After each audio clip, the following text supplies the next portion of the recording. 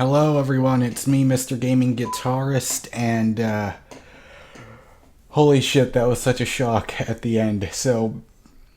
I just now decided that I want to start doing reviews of TV episodes for a few shows that I watch, because I thought that would be interesting. Since I really can't make reaction videos for the actual episode, I tried that with the Flash season finale, and that video got taken down by Warner Brothers. So, fuck it.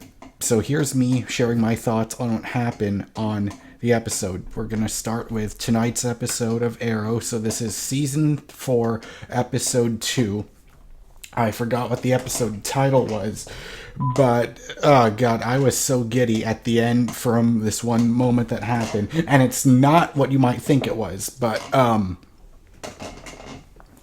So in this episode, we actually got to see Felicity act as the CEO for Palmer Technologies, and I thought that was kind of weird, because I mean, how can she run the company? Like, sure, she's like good at computer hacking, but when it comes to running the actual company, I'm still not too sure how that's gonna play out. But at least I'm just happy that she isn't crying every episode anymore like the last season. So that was interesting. And the other thing too was Thea constantly losing her shit in battle.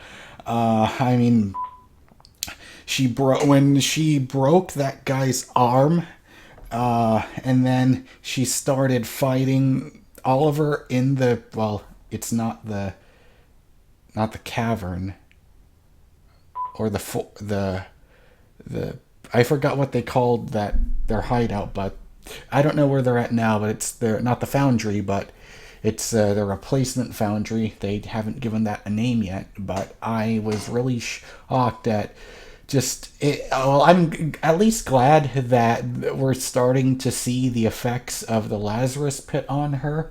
So I'm just glad that they did it, better late than sorry approach to it. But still, it reminded me a lot of how Oliver acted in season 1 as the Arrow, whereas here it feels like she was acting that way. I mean, she lit Anarchy. I mean, for all intents and purposes, let's just call him Anarchy. She lit him on fire, and that shocked the hell out of me. Like, every time I was watching it, I just kept saying to myself, God damn, Thea, that's just... Are you sure you're not the Punisher? Because this is Punisher level shit that he was doing right there. But anyways, the other thing too, it seems like I'm still a bit confused at how Diggle isn't telling everyone else about the thing that Deadshot told him about Hive and his brother. So far, he only said that stuff to Laurel so far.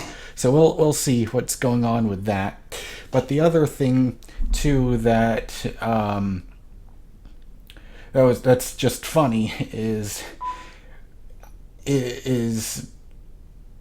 the mayor. The person running for mayor, I forgot her name, but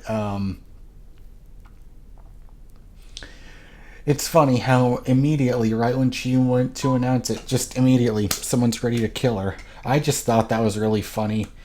And so far, like, Anarchy as a villain so far, he never really... I mean, nothing about his performance is blowing me away, but he seems solid.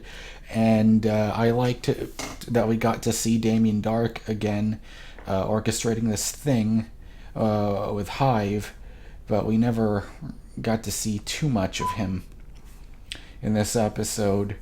So, seeing how Anarchy has split away from him, that just makes... And I still have no idea what Captain Lance is doing with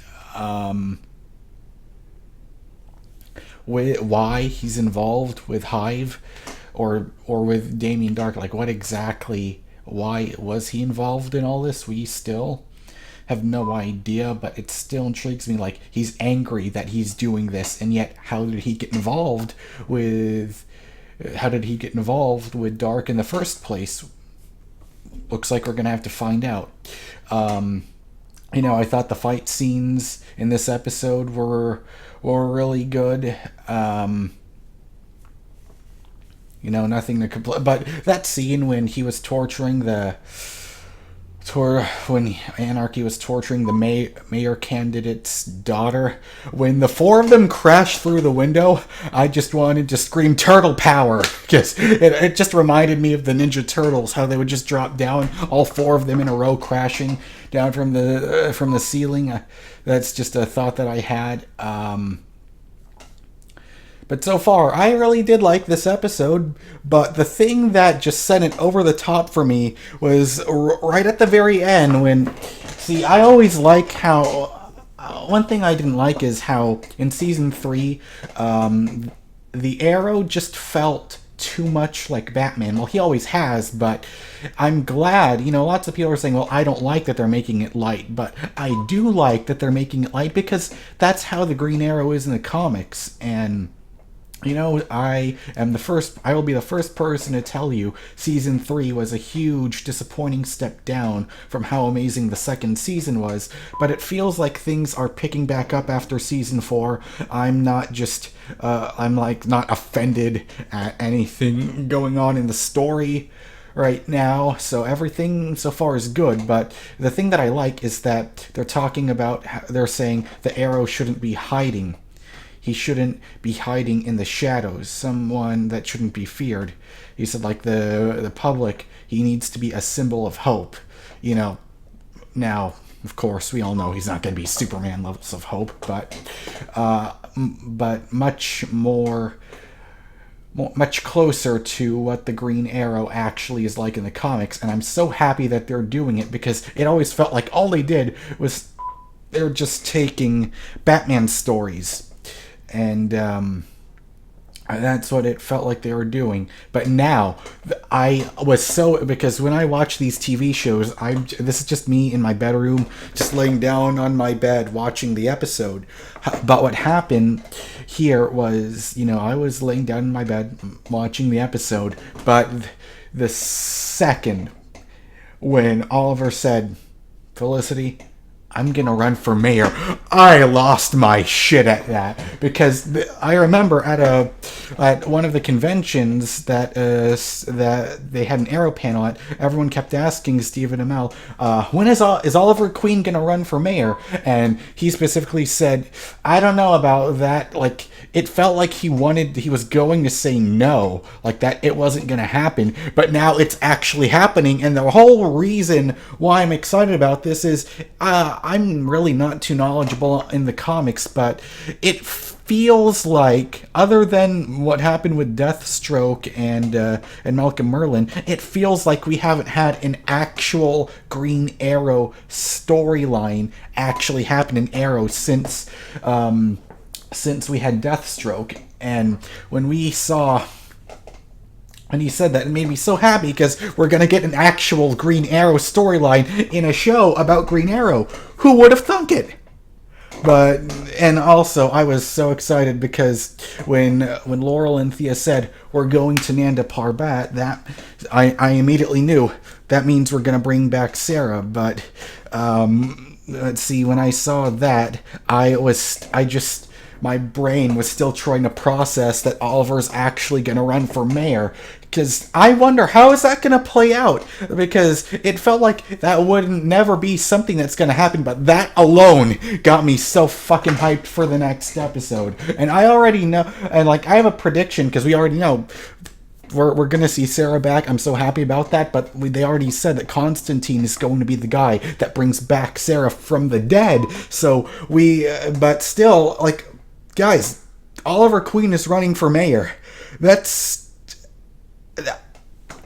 got me so hyped, just as hyped as seeing the double team with Jay Garrick and Barry in The Flash. That's exciting. I hope they don't mess it up, But, they might just, but still, this is a sign of good faith that I hope season 4 is going to be so much better than the last season. Well, it already is, but still, this gives me an even good track record for the future. It makes me more excited. So, anyways, these are my thoughts on season 4, episode 2 of Arrow.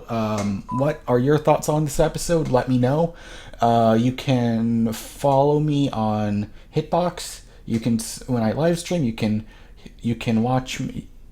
You can support me on Patreon, and you can also follow me on Twitter. Those links are in the description below.